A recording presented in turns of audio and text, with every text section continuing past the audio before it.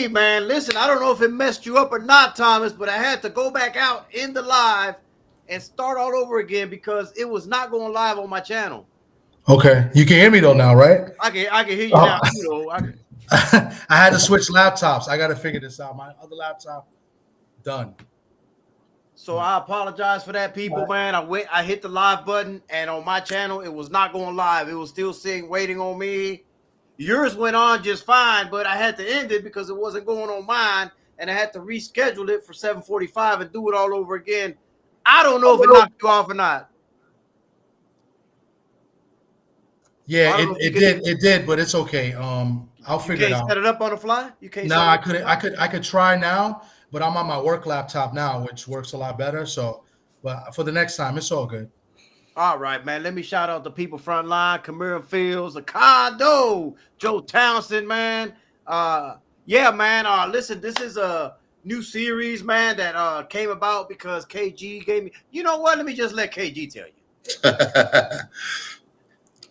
What's going on, chat? What's going on, my boy Thomas from the Bronx, Was good. Was good. aka Seinfeld? You know what I'm saying? That's what I was calling him in Atlanta, Mr. Seinfeld.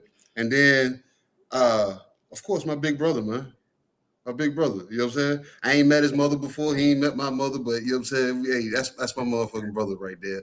And um, it was an omen that I put in the chat when I said let's get the band back together, Kano. So when I said that, I didn't know why I was saying it. And TD jumped in and said, "Put me in, coach. I want in." And he didn't even know that he had put himself in this mix also. Right. He didn't know what he was really He getting didn't even into. know. He didn't even know. You know what I'm saying? He told me he could play the bass. I said, "Cool, Cool. cool. That's all I need." You know what I'm saying? But no, all in all, this show came together. It's always been a thought, and it's been a thought with like real boxing guys that actually watch boxing. And all of us, all three of us, for instance, we got homeboys that box. We big our homeboys up. We damn give them the biggest, the smellingest, goodest flowers that we can possibly give them. And then when they don't show up on fight night, we say, "Man, I ain't never seen them like this before." Mm-hmm. Days later, we find out, or the masses find out, that it was some bullshit going on behind the damn scenes. You know what I'm saying? So this show was put together because of the thought of the fact, because of what I've witnessed, what Connor's witnessed, what TD has gone through himself, you know what I'm saying, when it comes to this game of boxing. And Coach Troy Fox, you guys are going to see him on this show eventually. You know what I'm saying? Yes. He and his sons, Alantez Fox and Michael Fox, if you watched the fight last night, y'all seen Michael Fox get the short end of the sticks. We seen him get the short end of the stick in a previous fight before that. So we want to talk about the guys that's on the B side, because the A side guys, they run the shoe of the mill. These guys, they lay the law down with referees, with commission, with gloves, with money. You get what I'm saying? The B side guys, we just got to show up and put on a good performance and not look lackluster, or the referee might stop it too early. So going forward, you guys are going to see us bring on boxers, managers, promoters, all entities that come with boxing, and they're going to come tell us stories about the B side of things, the bullshit that goes on. You know what I'm saying? How the commission can then put you know what I'm saying, put their foot to you. How the promotional scene put the foot to you. How just people from the other guy's team can try to psychologically put something to you. You get what I'm saying? So I thought this was good. And when I called Connor about it, everybody, Connor lit up. Connor was asleep when I called him. Connor woke up and said, "Oh my God, KG, that is a damn good idea." Because it's our civic duty that I think we need to put this information out here. We need to know what the B side actually went through. You know what I'm saying? So I called my boy TD up, and I know how active he is with the media as far as when he pulls up with his credentials. So he's coming across and he's seeing it firsthand himself. Guys get the fuck put to them. And he talks to these guys. So with him talking to these guys, he has to damn empathize with these guys because he sees it. You know what I'm saying? You can't see bullshit and not call it. You know, like I said, and these three guys, you know what I'm saying, that you see on front of y'all on this panel, we see it. We've lived through it, and now we want to talk about it. And we're going to bring people on, and they want to tell you guys, you know what I'm saying, stories about it. So that's the intro. It wasn't formulated. It was just shot straight from the hip, man. So shout out to everybody that's tuning in and those that will tune in the future. So my brothers there, Thomas from the Bronx, my boy Conor Loco, you know what I'm saying, and KG, we present Tales from the B-side. And let me tell you something. He's underselling that because I lit up my more than lit up. Okay, I had to jump in my truck, take a trip to the corner store and everything. I had to make sure I got me an energy drink to, make sure I was listening to this shit right. You know what I'm saying? Tales from the B-side. I probably said that for about an hour straight. You know what I'm saying? You did. And and when I said that, how long did it take me to make the thumbnail, bro? Did I not make it the same? It didn't take long, but I'm about to tell you something right now, real quick. Hold on. I'm about to tell y'all how long the intro was great. You just did that today? Yeah. Wow, that's dope. An hour and 16 minutes, people. That's how long that phone call went, and we talked about it. And then me and TD probably did another 30 minutes ourselves. Yeah, yesterday we discussing this. Yeah. So man, shout out to D Free. I see you in the building, man. I knew you probably didn't know where my channel was at, but it's a good thing that you found it, man. I appreciate you stopping through there, man. Tales from the B-side, man, means a lot to me because I've had a lot of B-side fighters, and KG knows that. I've had a lot of B-side fighters. I've had things that I'm not going to go into too much detail because eventually we'll probably bring them on and stuff like that. But there's times that KG will tell you I'm not able to go there on Thursday and Friday. I can only make it there on Saturdays. And that's the times that the other side, the A side, takes advantage to do a lot of under the table shit against our fighters and shit like that, and like I said, I don't want to go into too much detail. I want the fighters to tell the story themselves. So when he said that to me, I was like, man, this is going to be great because a lot of people don't really understand that sometimes when you see a fighter look bad, it don't necessarily mean that they ain't got it. It could be a lot of things like, man, the opponent, he wouldn't come down in weight, man, and we're the B-side, so we're either stuck with what are we going to do? Yeah, you can pull out and get a portion of the paycheck, but you're not getting paid that much to begin with, so a portion is really nothing. They'll give that to you and fly you back like it ain't shit. So a lot of the times everybody wants their full money and goes ahead on and takes the fights. And that's the result you get from that. A lot of the times too, as a B-side fighter, I think KG might have experienced some of it with me, or I don't know. I can't speak to it because I don't remember what all I've spoken with him on, man. But a lot of times when you're the B-side fighter, they'll call me and not give me much time to get a fighter ready. It'll be 2 weeks notice, 3 weeks notice. I think the most I've ever got on a B-side fighter was about a month and a half. And half of that was asking for the impossible at the last minute. You know what I'm saying? And I see my boy Combat Toolbag is in the building. He's definitely going to be on this show because he was one of my B-side fighters. Mm-hmm. And he can tell you, I don't think he had time to train for any of them fights. I think he was always super short weeks notice. It's not easy, man. The sport of boxing is hard as it is. And if you don't have a full training camp and full amount of time to get ready, a lot of things can go wrong in the ring, man. I'm going to pass it to TD Sports Talks in a minute, man. And yeah, matter of fact, I'm going to pass it to him because if not, I'll keep talking. Yeah, sorry. I mean, I got a few stories that, like, not stories, but a few things off the top of my head that I recall. Like, I'll give you one, and I remember seeing this on Drew Titan's channel. I think he had Montel Griffin on his show. Mm-hmm. And as many of you know, Montel Griffin's the first guy to defeat Roy Jones. Mm-hmm. And, it was by DQ, but, he was winning that fight. And then eventually Roy caught him, and then, he kind of hit him while he was down, and he got DQ'd. Mm-hmm. So what happened afterwards, they rushed the rematch. And Montel Griffin, if you talk to him today, he'll tell you that was the biggest mistake he made, was rushing into that rematch. Because they kind of rushed it. They fought, I believe, like 4 months later, something like that. Mm-hmm. And he should have took other opportunities. But what was the best, not the best thing, but what was the notable thing that he said on that show that I was like, wow, is that he had problems before the fight in the dressing room, that they didn't give him a chance to warm up. Like, I don't think he had room in the dressing room to warm up. And then all of a sudden when he did, they was like, all right, you're up, let's go. So he didn't really get to warm up. And then, you know, he went into the fight, not warmed up, and he got knocked out in the first round. You know, so that's one of the ones notable to me as a, you know, and he was, I guess he won the title off the DQ, but, you know, he was still the B-side in that situation, and the way he was treated, you know. So that's one in particular that I know off the top of my head that I actually heard a fighter talk about it. Another one that I know off the top of my head that, you know, we never really heard him speak about it, but there was a catchweight with Cotto. Cotto was the B-side of Manny Pacquiao. And he was the champ. He was fighting for the championship, and he fought at 145 instead of 147, and that drained Cotto. You know, so that's another scenario. So what we're trying to do is just get the stories, you know, from these fighters on their point of view, because there's a lot of other stuff that go into it, like Conor was mentioning. You know, as far as like the negotiations, as far as the short notice, you know, guys getting fight short notice. You know, I had a kid. He fought last night. A friend of mine. He fought last night in DR, but he fought Caleb Walsh in Madison Square Garden. So Caden Walsh, they're building this guy. He's from California. He's from Ireland.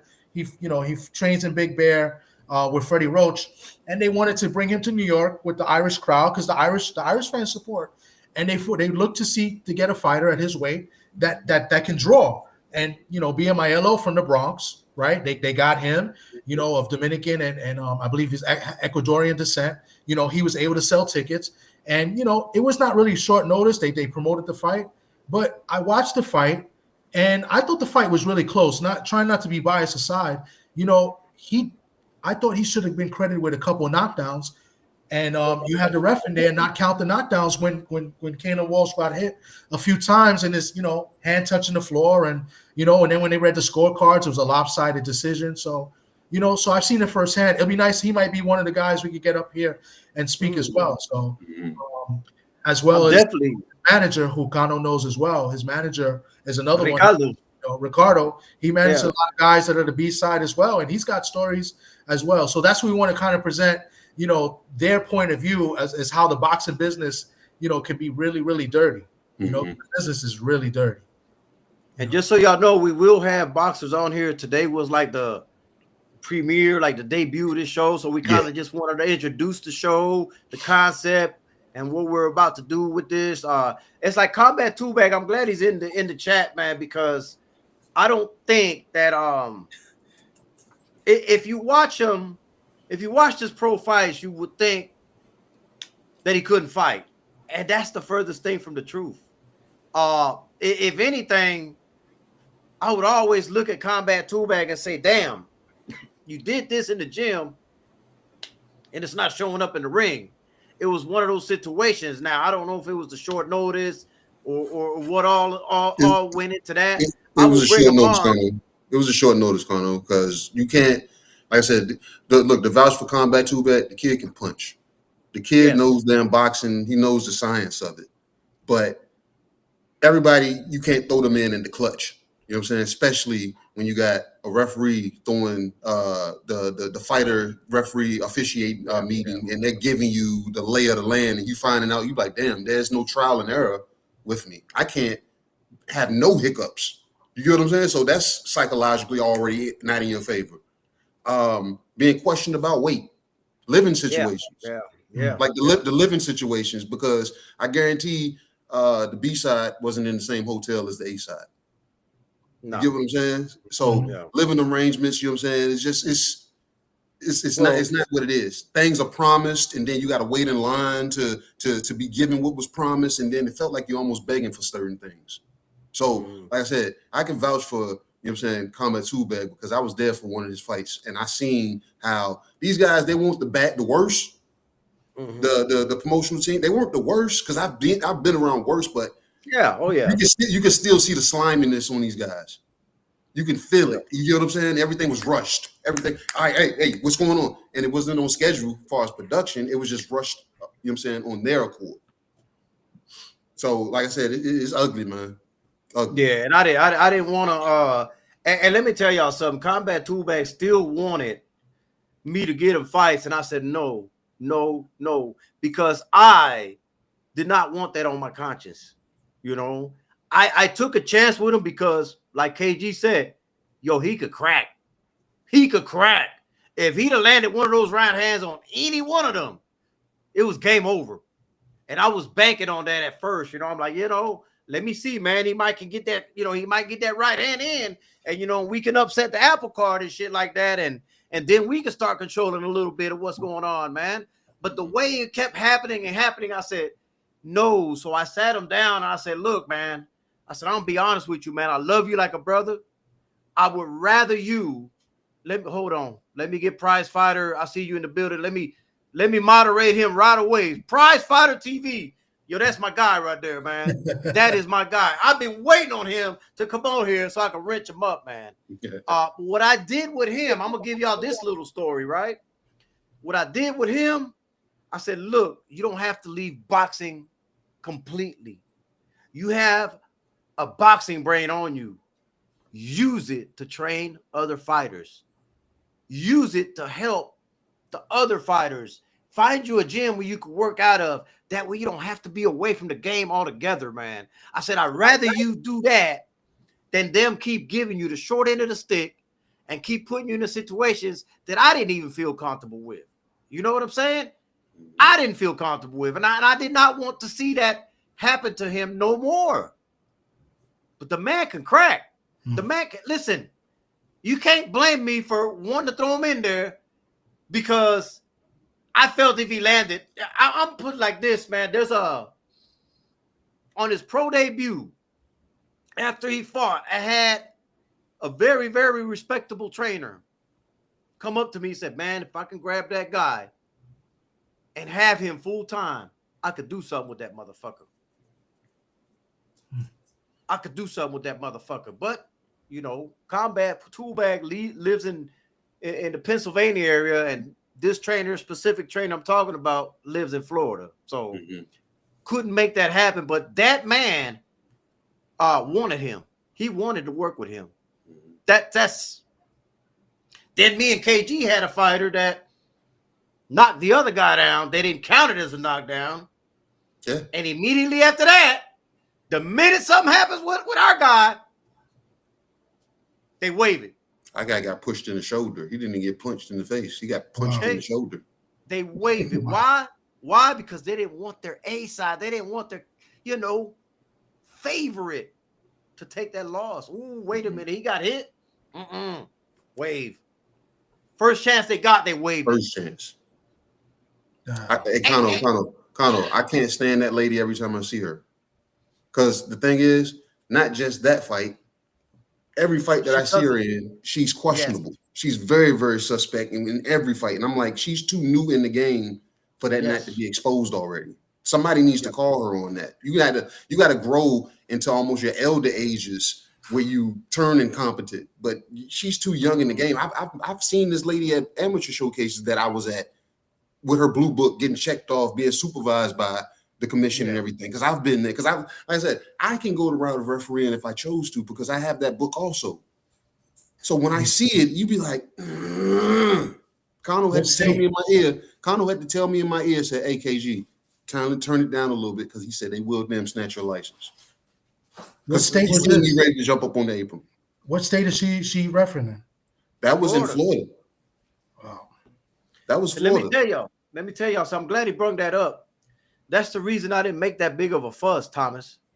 Me and KG got licenses. They will revoke that license, and we'll never be able to go up there again for Lord knows how many years. Exactly. And so when people look at me, it's like, man, why didn't you go up there and fight, man? Why didn't you? I said, I did talk to the commission lady that was next to us. I did.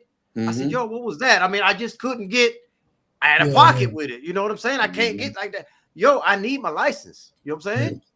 And I was trying to save KG too. KG was about to go to fuck. I was ready to go off because I'm like, I looked at the fighter. He looked at me, and we're like, yeah. And I was like, hey man, they will snatch our license, and we won't be able to do, won't be able to do shit. Not permanently for life, but it'll take us years to get it back. And I'm like, I can't risk fucking my business up either. You know what I'm saying, man? And those are the things that a lot of people don't get, man. So that's, those are things that people don't understand about the game, I think, Now, these people that are big time already, they're in the championship fights and all that, they get a little more leeway than what me and KG would get. They can make a bigger fuss out there, man. But what the way, hey, yeah, we can't do it, man. We ain't there yet. We ain't there yet. But that comes, like I said, that comes from those talks that go on backstage. Like you can hear the emphasis that the referee are putting on their words because they're talking to the A side and B side at the same time. Yeah, but they're really talking to the B side. Yeah, but they're really, you can hear the emphasis. Don't do this, but everything is going to be okay. Yeah, you fuck up. You know what I'm saying? So they really put emphasis on us. Mm-hmm. You know what I'm saying? And you can hear it. Look, we was lucky enough that because they didn't want to do it, Kano. But the damn A side agreed to let us wear the gloves that we wanted to wear. Correct. The commission wasn't even going to do it. Yep. They were like, no. Well, you got to get an okay from them. And them dudes said, we don't have a problem with that. They was ready to damn put the fuck to us over some gloves. These are brand new gloves, unworn. Come straight out of the bag. Bro, let me tell y'all something. They made Combat Tool Bag take the gloves off that I put on them one time. After they were already on. Wow. Hands wrapped and everything. And they snapped, hey, yo, don't take them off. We want them to use these. Bro, but you gave us this to begin with. Wow, this little mind games they play, bro. That's insane. That shows how dirty the game is and, and how protected some of these fighters are. So, the B side is at a very disadvantage. It's very hard to pull off an upset. Unless you stop the guy, it's hard to win a decision as well. It's just, it's unfortunate. I struck out today, guys. I really last minute, I hit up 3 guys and all of them didn't respond. But next time I got 3 guys in mind because I got a few guys in mind besides 3, but I hit up 3 today. I tried it because I spoke to Ishe earlier. I thought maybe he might come back later, but he's got stories to tell too. I mean, to give us worse gloves. Yeah. To give us worse gloves. He's right. And look, I've been in situations on your side, TD, being in media, being backstage, and like you know what I'm saying, because like the smaller shows, I get access backstage. I'm roaming around freely and everything. So like say, I want to say the Beltway battles up in Maryland, you know what I'm saying? Yeah. And I'm walking around backstage, and you can clearly see the commission shooting the shit while somebody's getting their hands wrapped. They're not even looking at them. Paying attention, And they just sign off on. Look, I watched the guy on his phone, prop the phone into his ear, and say, "Hey, give me his hand." I'm like, I've been back here about 30 minutes. I haven't seen you even look in this guy's direction. That's insane. That's crazy. But we're worried about people stacking wraps or how does a pair of skin gloves make it past a commission out to the ring and get crazy from across the ring? You get what I'm saying? So it's crazy. It's disgusting, bro. And what if you're talking about the Michael Fox fight against Michelangelo? Imagine if that referee didn't say anything because the referee is kind of working with the house as well. Yeah. Imagine, and the referee was like, "Who did this? Who let you get away with this?" You could clearly hear him on it. You know who signed off on that? Yeah, that's crazy. Because the ref could have been part of it too and been like pretended not to see it. Don't worry about it, man. You might have struck out, but I'm gonna bring Combat Tool Bag on in a few minutes. How about that? Okay, that'll work. How about that? That since it didn't matter if we brought anybody on today or not, we kind of like wanted to do the introduction and shit. But if he's willing to come on today, which he texted me and said, give him a few minutes, then we can go ahead and kick it off with him, and he'd be the first, very, very first one in here. Now, when we was talking about that female referee, we're not talking about just our fighters. She does that regularly in every fight. So it's not about, me going on her because it was our fighters. No, she does this all the time, Thomas. And I'm thinking to myself, bro, why the fuck? Look, I told the promoters here, man, when I bring another fighter out here, if she's refereeing, we're leaving. We need somebody to referee our fights other than her. Other than her. I said, if not, we're not signing no contract. We're not signing no contract. I'm not signing shit. I don't want to referee in, bro. That's how bad it is, because like I said, she does it to everybody, man. Hey, Connor, on a side note, And to pay homage to you, I wore a tank top. Nah, hey, I appreciate it, man. I I appreciate said, it. Kano always got the tank tops on. Every time you see Kano got a tuxedo on, 3-piece suit, fedora, and a fucking tank top. You know what I'm saying? I do. He ain't lying. He ain't lying. But listen, man, we got Combat Tool Bag in the building, man. I managed him for several fights, man. Man, go ahead and share your experience as a B-side fighter for us, man. Mm-hmm. First things first, I would like to say, thank all three of you. Thomas Dillman, excuse me. Thomas, that's right. You got it right. That's good. You said my name right too, which is good. A lot of people can't do it. I just didn't want to say that. But I didn't want to say that if you ain't got that up That's so there. My good. bad. I'm still. Sorry. I just wanted to say, thank all three of you guys individually. Thank you, KG. He worked my corner. He coached me. Kano Loco, thank you. Of course, OG. He managed me. He was the reason I transitioned into becoming a pro fighter from amateur. For starters, I would like to say I had almost everything that I could possibly have lined up in my corner that I needed. I had proper management. I had proper access through Kano to whatever coaches that I may have needed, be it KG, be it the last minute people who were able to work my corners, Mark Cheers, even access to Corey Marksman's father.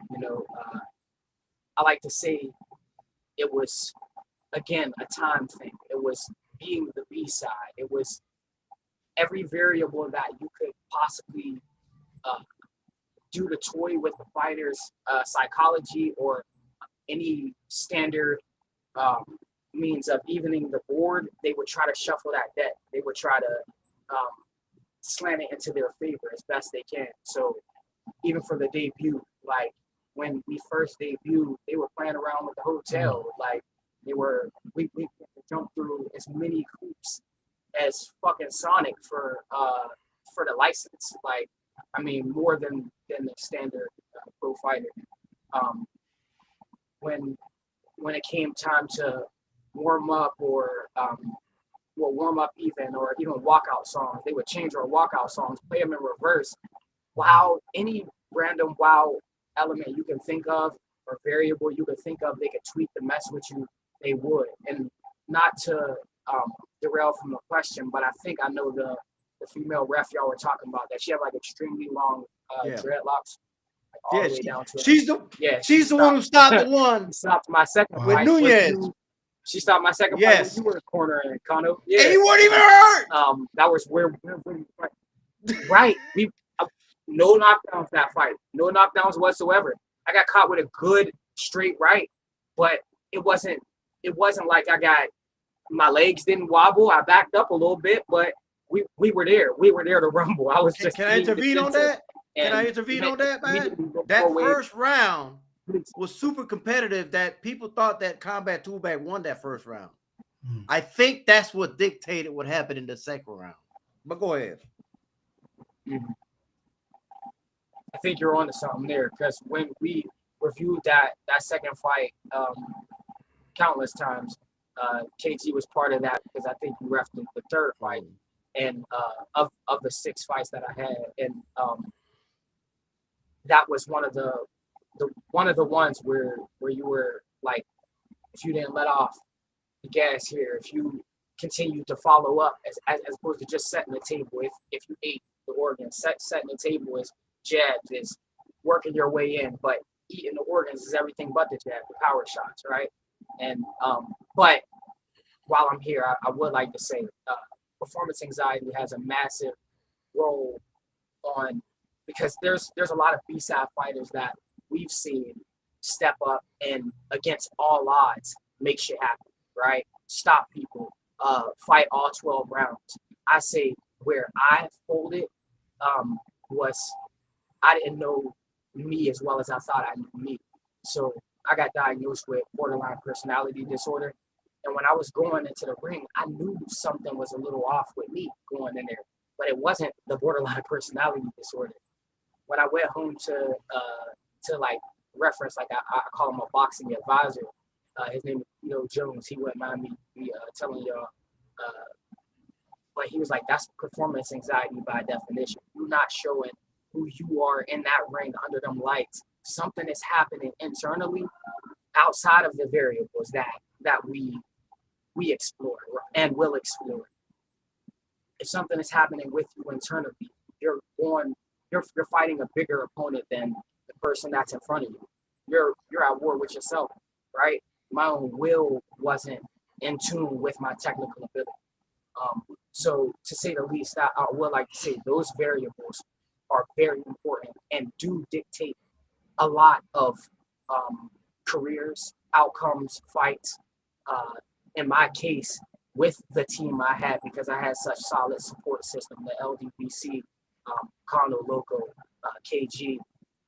For me, because I'm a harsh critic, there was like no excuse on my behalf to not sync those two things. But I don't want to ramble, and those two things meaning my mind and my technical ability, right?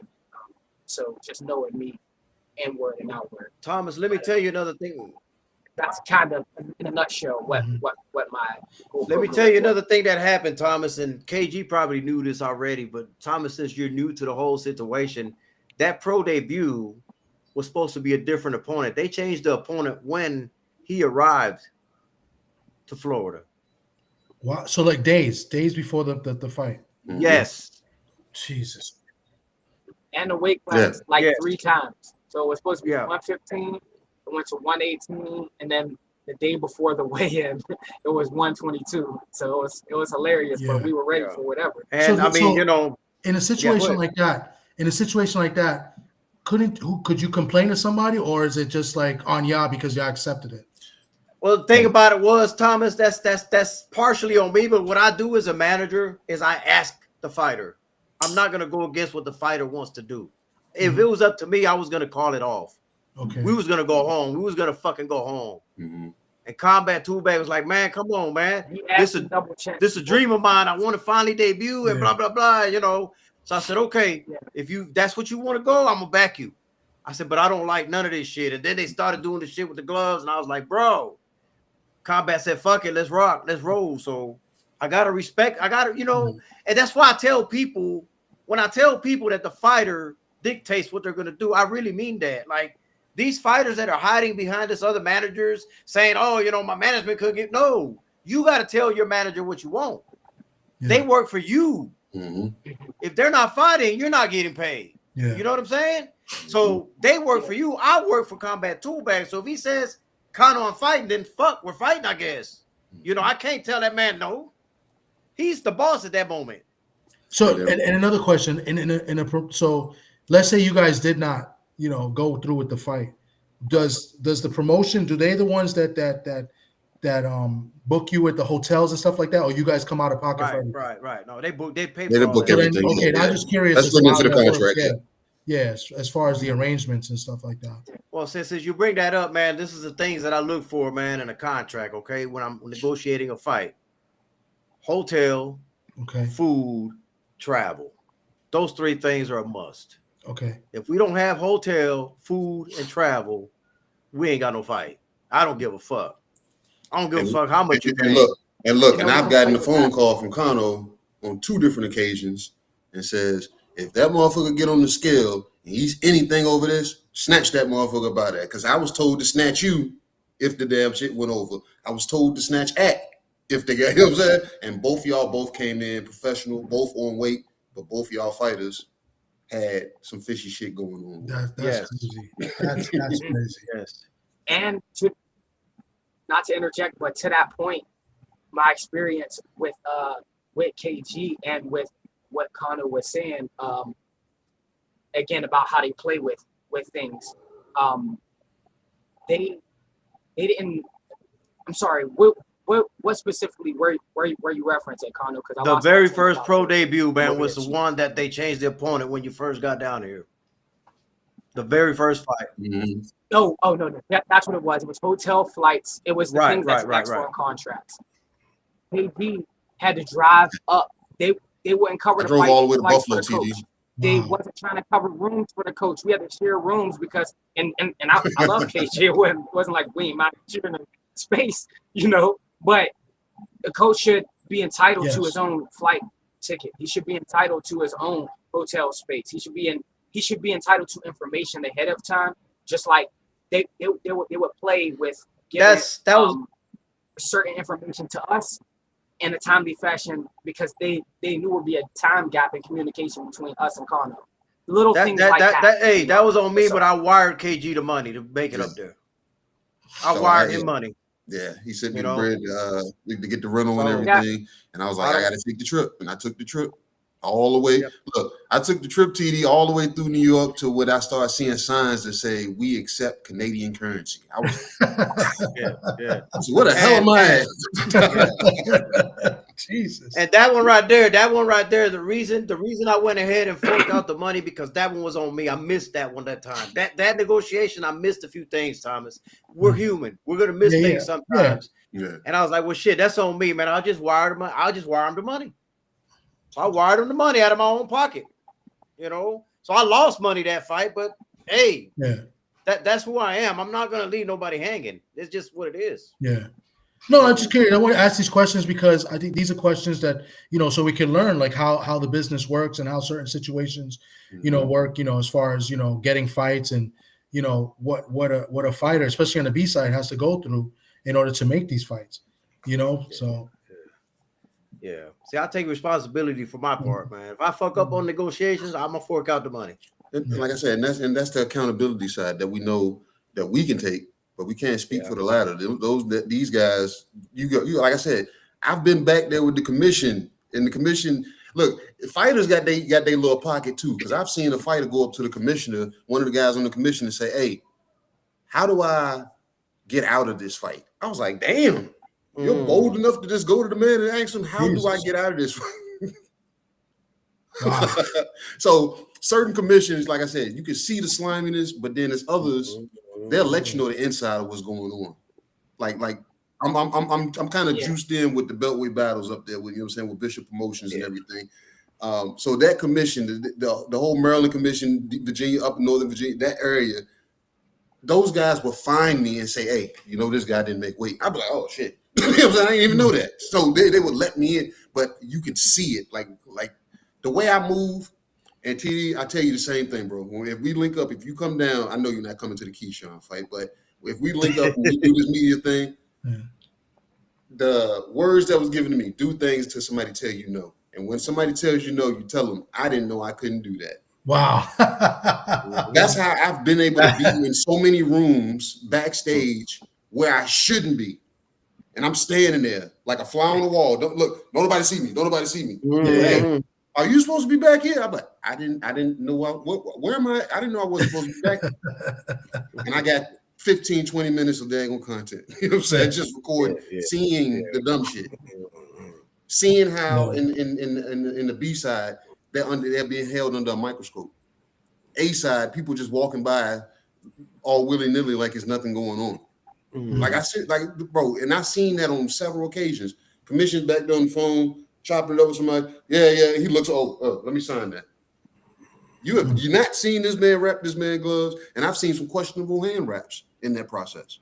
Yeah. You know what that reminds me of, man? This is why and you're free to believe whatever the fuck y'all want, people, man.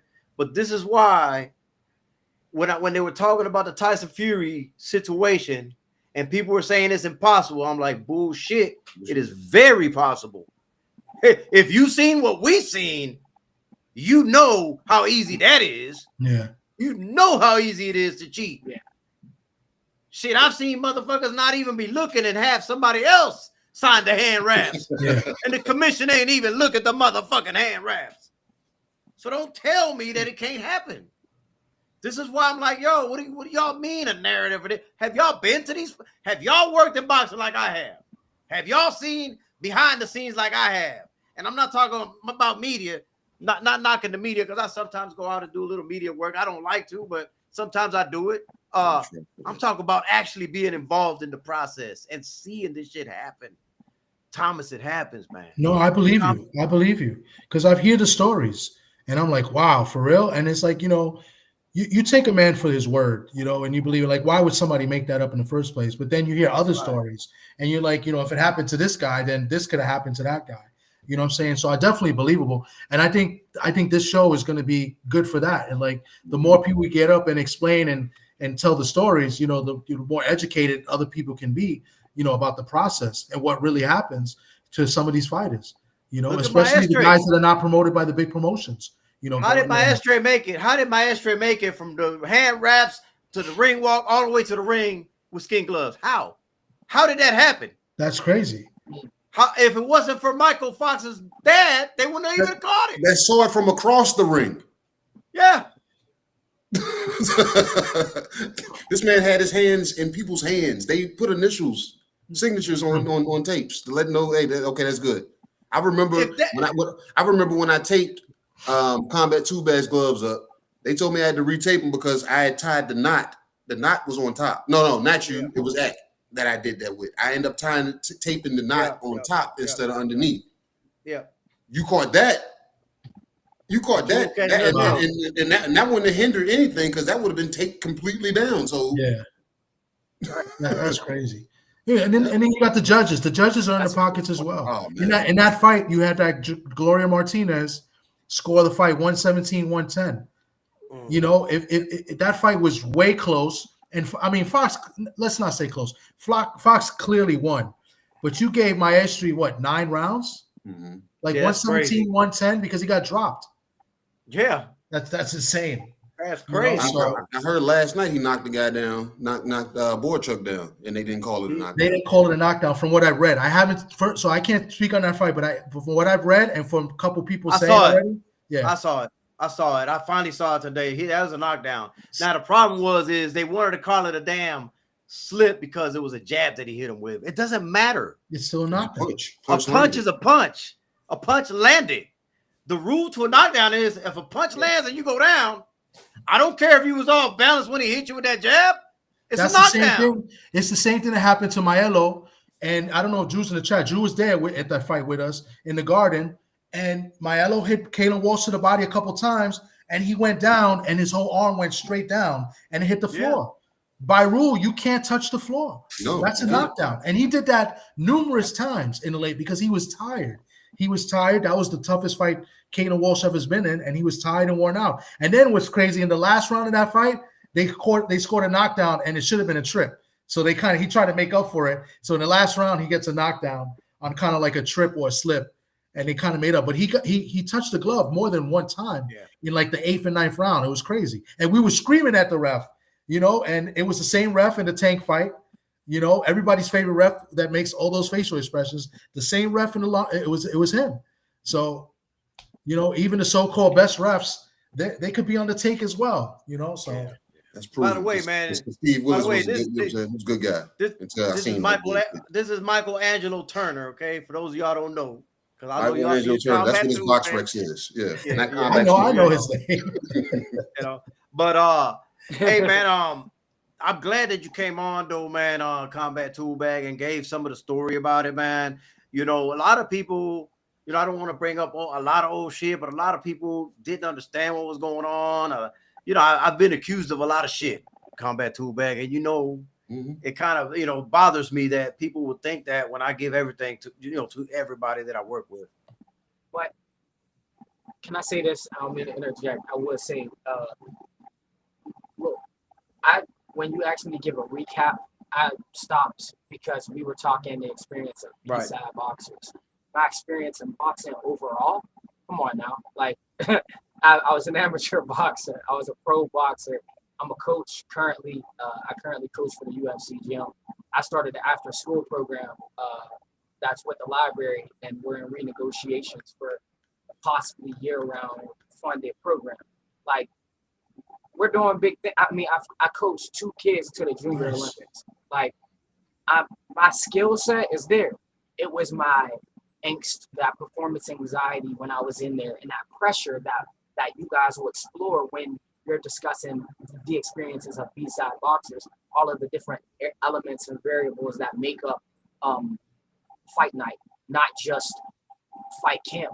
which a lot of B-side fighters don't get a full experience of, right? Some of the A-side are training for 6 months, fuck 8 weeks, and we don't even get 8 weeks. Like, so, but overall, I've had a great experience in combat, and hence combat tool bag, the 2-part, right? What's in the combat tool bag is the IQ, and also thanks to another partner of mine, KG, I got a whole merch, athletic wear, right? I got athletic wear, shoes, combat tool bags, everything to go with it. So it's only been an upward trajectory. Our record hasn't been a reflection of my IQ, but my students have been. So all I can say, again, sincerely from the bottom of my heart and everything that makes me me, thank you, KG, thank you, Connor, thank you, Thomas, you know, thank you, LDBC. So there is nothing, no regrets I will ever have. For me, it's like the better to have loved than not loved at all, right? It's better to have those experiences as a warrior than to not have had them at all. Because then I'll just be somebody who's talking, a nigga eating from the couches, saying what if, and I could do better than that, and you don't know, and you don't really know, right?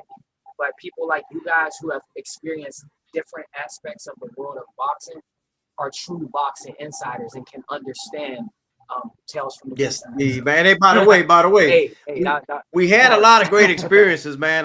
You know, everything inside the ring didn't go as planned for combat tool bag, but I'm sure he had a lot of moments to cherish that he enjoyed being around me, man. Being around me, he got to go to IHOP with Amanda Serrano and me and the coach.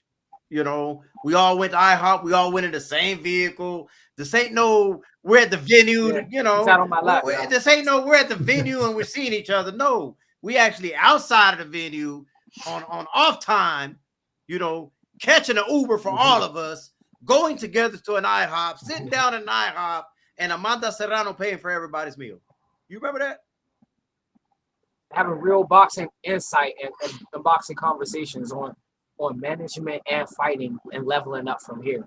From a 7-time world champ, like 7 weight class world champ, MMA fighter, boxer, like one of the best female boxers of all time outside of, you know, of course, Shields as well. Like, and then Jordan Maldonado, like, giving us game, like, priceless. We couldn't pay for that. You know? That's what's up. That's awesome, man. That's what's up.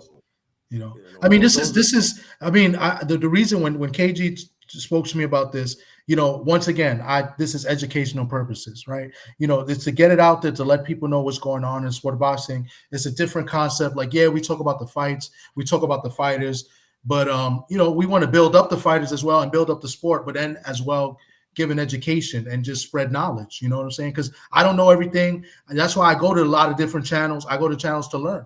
You know what I'm saying? And it feels good to go out there and give this platform to maybe other fighters like you to share their stories and to educate and let people know what really goes on.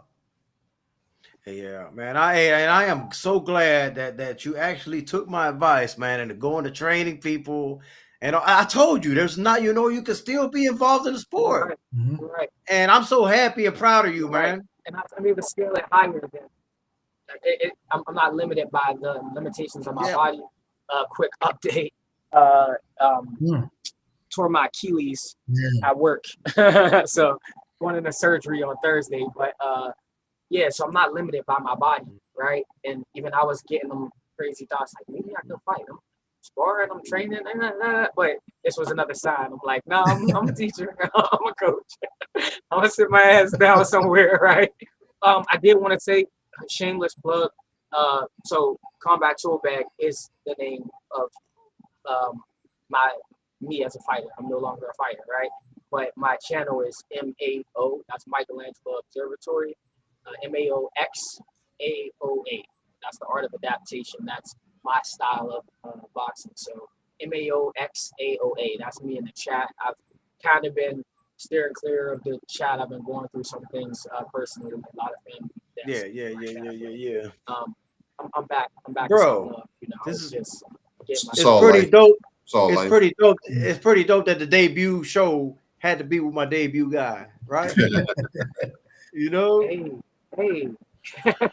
Oh, it's pretty dope, man. But KG, you have anything to add? Yeah, well, not to add, it's almost like a change of a gear. You know what I'm saying? This is a tidbit for the actual B-side fighters. Y'all are the true definition of stay ready.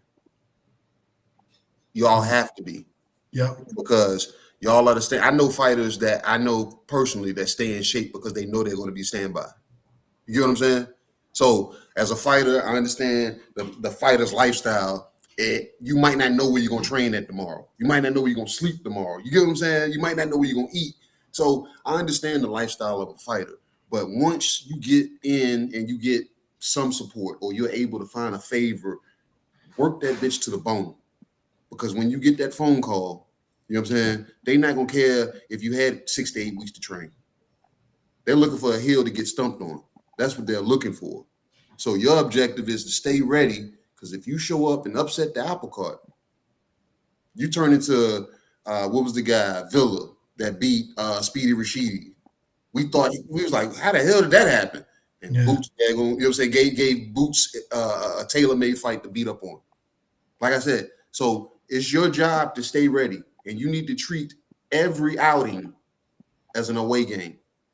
Nobody loves you. I don't care if it's in your hometown. If you're a B-side fighter, nobody loves you. You need to go up and show up and kill whatever it is in that ring.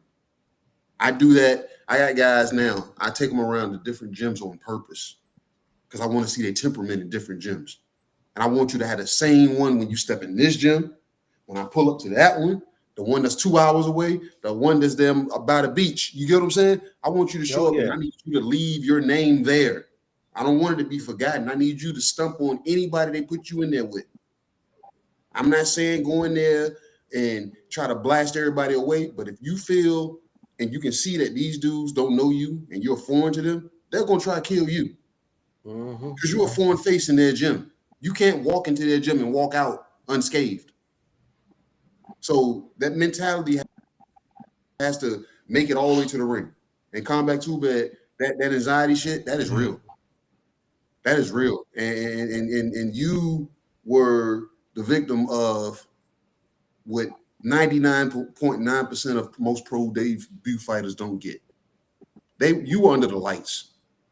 So your pro debut wasn't just a pro debut. Yours was under the lights. Against the guy that they had promised with out the gate. Yeah. You get what I'm saying? So that right there in itself weighs heavy on your shoulders. Regardless, even if you were ready, you could have ran 10 miles daily, trained with some of the best fight, but how do you stomach something that you ain't never did? You get what I'm saying? You've boxed before. Right. Have I boxed under the lights? I'm hearing all these people. Some people saying, yeah, who the fuck is that? You know what I'm saying? And people shitting on, you get what I'm saying? All type of stuff. I'm getting mixed reviews. I got the pretty ring girls now. I ain't seen ring girls before. You see what I'm saying? It's a lot that comes with it. So I'm just telling B-side fighters, trust and believe when I say that definition of staying ready so you ain't got to get ready, that shit's meant for y'all. Because any night can be your worst night, or you can be damn, you know what I'm saying, catapulted into the stars the very next damn day based off of your performance. You could be a cherry pick gone wrong. Don't go in there and know the commission against you, the promotion team is against you, the meager damn residence that you damn stayed in, or how they damn wouldn't let you do this. I understand all of that because, like I said, all four of us have witnessed it in some way, shape, or form. But you need to show up and kill whatever it is in that damn ring. I don't care if it's a Yeti or if it's damn Poseidon. You need to go in there and look to kill whatever it is. You know what I'm saying? Because they're not gonna give you a fair shake. You get hit and stumble, referee just their luck. They be like, know what? Hey, he can't continue. What you mean he can't continue? All he did was stumble. He stepped on his own foot. No, that's the fight. That's B-side guys. Any opportunity they look to put the fuck to you, best believe they're gonna do it with no Vaseline, no lube, no damn nothing, no foreplay, no nothing. Not even a kiss on the cheek. Not even that. They're not even gonna bend you over. They just gonna say you getting fucked. And don't expect them to use Vaseline either. Nope. So, like I said, that's what I want to say to to the fellow B-siders that are out there. You know what I'm saying? If you're listening, just your best availability, you know what I'm saying, is your, you know what I'm saying, preparedness. Just stay ready. Like I said, I know you might not have the best damn training facilities, but get up and run. We can't damn put an artificial road in front of you for you to run. We can't glorify a road. At least you can run. You can shadow box. You can find a concrete wall that you can put gloves on and go punch on. Find an old pair of gloves and just have at it. You know what I'm saying? So polish your craft. Keep yourself going. Keep yourself moving. Because if you stop moving and somebody give you a call, because Conor know how it is. People gonna call him and say, "Hey, you got any guys for this weight?" And he's gonna think, "Yeah, I do. Send me his box rack." We're gonna send them your box rack. And if you ain't ready and you don't show up them to show up, you know what I'm saying? That's the B-side getting fucked, but you fucked yourself because you wasn't. But let me tell you something. Because we told you. Let me tell you something about that, man. They call me a lot, right? But I'm also knowledgeable enough. That's why I could talk about different fighters, man. I sent 3 different box wrecks for a Tiger Johnson fight, and they all got denied, bro. This is where I start looking at fighters a little different, okay? Because I'm like, okay, yeah, Tiger Johnson looks good in there. Why are they not wanting to fight with this fighter or this one or this one? I sent them 3. What is it about Tiger that I don't know? Is, you know, that's what starts going through my head, you know, because he looks good. He looks good on TV, but they have to, you know, and I don't know what it is. So don't give me the line, but there's something that they know about him that they don't want exposed yet, or that he's not quite ready yet, you know? Yeah. And that's what, when you hear me talk that I'm not sold on a fighter yet, that's usually what I'm talking about. So I don't say it just to, I don't say it just to, it sounds like hate. I'm like, no, I'm not hating. I just know too much. Well, Something you saw his fight, not the last fight, the fight before that. Yes. I forgot the name of the guy. It was a Puerto Rican guy. Yeah. A lot of people thought he lost that fight. That was in the Garden, and they gave it to Tiger Johnson. Yeah. Top rank special. So right, I still got the text messages on my phone. So if anybody ever wants to challenge me on that, bro, I will, you know, I showed Tay Jones. I showed Tay Jones because, you know, I'm like, yo, Tay, look at this. What are they doing? I mean, what is it? You know, because I was trying to figure out what is it about Tiger that they're not telling us?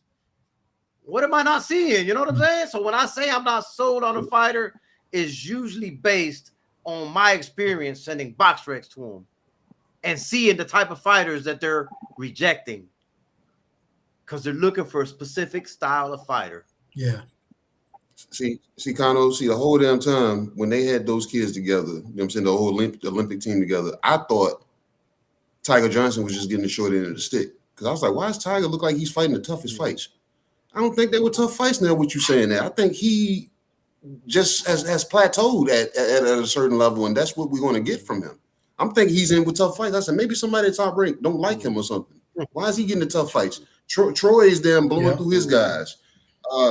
Richard Torres is blowing through his guys. You know what I'm saying? Keyshawn is blowing. I'm like, what the hell is up with Tiger?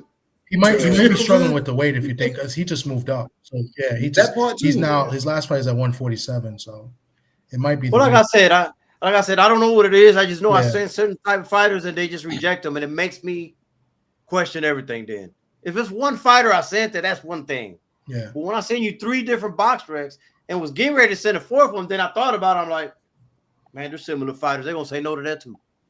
Well, that's further proof that it's further proof that Top Rank, they match their guys well. Yes, so that's further proof. You know, because he's had, that wasn't the only decision that he got a gift on. It was like 3 fights before that, and then it was a fight that it was before he fought the guy from Brazil where he stopped. So they gave him a cupcake after that fight, and he stopped the guy. But the fight before that, he looked shaky too. So he's got a lot of inconsistencies. Maybe it's the weight. Maybe not 147. Maybe we see a different Tiger. Who knows? But, well, like I said, I don't know what it is, and I don't know if they might have worked it out between then and now. But it did make me pause on them and be like, I'm not sold on them yet. You know what I mean? And I was in my right to do that because I'm working behind the scenes trying to match make some shit. And I'm like, why do they keep? Well, what's wrong with this one? What's wrong? This one ain't even got that great of a record. It wasn't like I was sending them some. Okay, they weren't going to be easy fights, but he was clearly going to be the favorite in them. So I'm like, I didn't get it. Does he not? I don't know. But I'm not putting that on Tiger. That's his people rejecting it. I want to make a disclaimer on that. It ain't like I'm sending this directly to Tiger, and Tiger's the one saying no. It's his management team saying no. So don't, man. I can't put that jacket on him, and that's why I say, what do they know about him that I don't know? You get what I'm saying? Yeah. He don't know these offers are coming across. If I'm getting sent some offers that I don't like, I'm not telling Combat Two-Bag. I don't like it. I'm not even gonna tell him. So he wouldn't be aware of none of it. You know what I'm saying? So, and this is why I say you got to be careful who you call a duck too, because sometimes the fighter don't be knowing shit. That's a fair point. Yeah. But hey, man, this was supposed to be these tales from the B-side is supposed to be a short live and shit. I told you this was going to be the longest. Yeah, you did say that. You did. Yeah, KG did say that. I said that. Said that. I got a feeling. You're gonna say that every goddamn time we do this. No, because like I said, we're gonna be at you know what I'm saying, at the liberty of them, whatever fighter or promoter management we're gonna have on the panel. In other words, it ain't gonna be short. Combat came it ain't gonna in. be short then. Nah, it depends on the person. It ain't gonna be short. It's gonna be organic. How about that? Yeah. It's gonna flow. Let it just flow. Nah, show up. B-side got some battle. Yeah. Stories, no, Shawab. Hold on, Shawab. To be fair, KG himself told me, yeah, man, Kano, this is gonna be like 15, 30-minute shows and shit. 15. KG, did you not tell me that? But what did I say after I put a comma there? I said the first episode is gonna be You did say that today. And y'all been talking more than me. I ain't even been talking. So what you saying? You did say today, though, that today would be the longest one. But it all depends on who we have on, because whoever we have on might have multiple stories, and they might really get deep and into it. So. No, I'm just picking at her because he did say today was gonna be the longest one, but I just got a feeling that we're gonna have folks on here that it just ain't gonna be able to be. It ain't gonna fit in 15, bro. It just ain't gonna work. It's not gonna be no 15 to 30. It ain't gonna work. No, it ain't gonna work. Y'all can release shorts. I'm even waving. Hey, I'm even waving the white flag on that. It just ain't gonna happen. It's gonna go over that. Shit, it's just gonna go over that, man. It just is what it is, man. But anybody, man, we're gonna end it right here. I'm gonna pass it around the room. Combat, give you your last words, and then I'll go to Thomas and then KG. Yes, sir. Please stay up with me on Instagram, YouTube, TikTok, whatever. MAOXAOA. And to all the B-side fighters, this is kind of in the same vein that KG was speaking in the good doctor's language. I'd say set the table with the jab. Continue to set the table. Eat with everything that's not the jab, your power shots. And rinse and repeat. That's how you wash your hands with move-in or defense. Also, believe in yourself. Believe in yourself. I think that's what separates the Lamont Roach B-sides and versus a Tank versus a Combat Toolback B-side and versus a Joshua LeBron. But love y'all all and love the whole LGBC. Shout out to the whole TWT and everybody out there that support me. That's it. Thomas, man, go ahead, bro. Hey, man, salute to everybody that came through today, man. This was a good opening show. Man, Gano got the picture up. He got the intro. It is great. And then, I mean, that was done in a matter of like an hour or two, I bet. And I saw it on the other computer while I was trying to get in with the mic problems, and I was like, wow, this is pretty dope. So salute to you guys. This is dope. I can't wait to get started. You know what I'm saying? This is I like having fun with this. And at the end of the day, I like learning new things. You know what I'm saying? Like, I love boxing. I love all sports. You guys see me cover all sports, but I love learning new things and learning new stories. I mean, it's kind of like being a history buff, but in boxing. And, this is educational purposes, and we're going to have fun with it too. So, shout out to KG for the idea that this was dope. You know what I'm saying? So we're going to have a lot of fun with this. Yes, indeed. KG, I got to get the good doctor's last words. Hey, this is a good one. Hopefully a first of many. You know what I'm saying? Shout out to everybody that tapped in for this initial episode 1 of Tales from the B side. You know what I'm saying? So y'all stay tuned. Y'all stay tuned. You know what I'm saying? Y'all were privileged to, you know what I'm saying, hear Michelangelo Turner's, aka Combat Tool Bag, give his story, you know what I'm saying, his take, and even some of his personal, you know what I'm saying, information based off of why boxing, you know what I'm saying, in the ring wasn't for him. You get what I'm saying? So tap in, man. You know what I'm saying? Usual Suspects, you know what I'm saying, we stay rolling. And I had to come over, you know what I'm saying, and fuck with Usual Suspect number 7, you know what I'm saying? Because he said we treat him like a redheaded stepchild at times. You know what I'm saying? I probably am. I probably you. am a redheaded stepchild though, but it's all good. If you had some hair, maybe, you know what I'm saying? But we got you. You know what I'm saying? But y'all know where to find me. I'm gonna be everywhere. I'm gonna spread myself, you know what I'm saying, abundantly. You know what I'm saying? Y'all gonna hear me talking a little bit everywhere, but y'all gonna find me most definitely, you know what I'm saying, talking about the shadiness in boxing. And we're gonna hear these stories because like Thomas said, this is a learning experience. I'm here for it too. You know what I'm saying? Because I got crazy stories. Conor has crazy stories. Combat has crazy stories. But I guarantee you, some of these people we bring on, they're going to have crazier stories than us. And we're going to be wild and enamored. So stay tuned, man. Just tap in. And we're going to let you guys know how it is. You're going to find me bullshitting on the Beltway tomorrow. With Cadillac Red and the rest of the Usual Suspects. You find me Wednesday doing the same thing. Thursday with 503 with the Trill Talk. Friday we do our pick'ems. We still playing games. Acting odd shows on some Saturday. The Usual Suspect there. Sunday we usually do that, but I had flag football game. My daughter, you know what I'm saying. Unfortunately, they lost today. You know what I'm saying. She took it on the chin well. You know what I'm saying. She rolled back and said it was cool.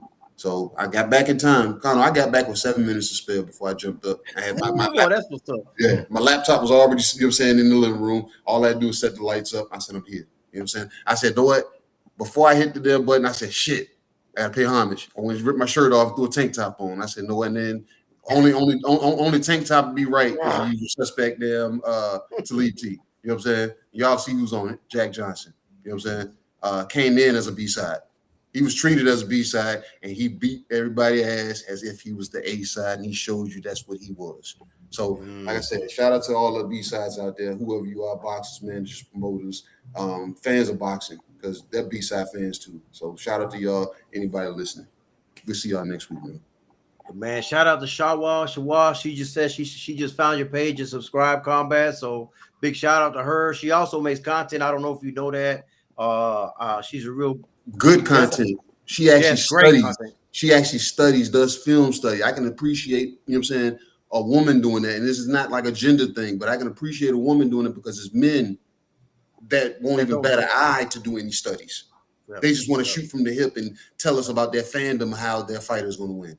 Yeah. She's actually speaking from receipts. Yeah. So shout out to Shawwa for that. Yeah, man, and I appreciate everybody that tuned in. Normally, I have a True Spill show that I do with At Reach. That's my co-host. He asked me to move it to Sunday. We moved it to Sunday, but I had some things come up. I had a few emergency things to take care of during the day, so I ended up having to cancel the show today. You know, but was able to get this in. But next Saturday, me and Ak will be back regularly as scheduled. On Saturdays doing True Spill. That's not going to change. That's not going nowhere. Shit, Ak is my dude right there, man, you know, and we have a lot of fun doing it, man. But I really, really enjoyed this Tales from the B-Side, episode 1 with Combat Tool Bag, a.k.a. Michelangelo Turner, a.k.a. one right hand away from shocking the world because, man, if he'd have landed one of them goddamn rights, you know, we probably would have a different story right now. But, hey, you know, we can't argue with the way things fall in life. Things happen for a reason, and that's how it went. And we are here, man.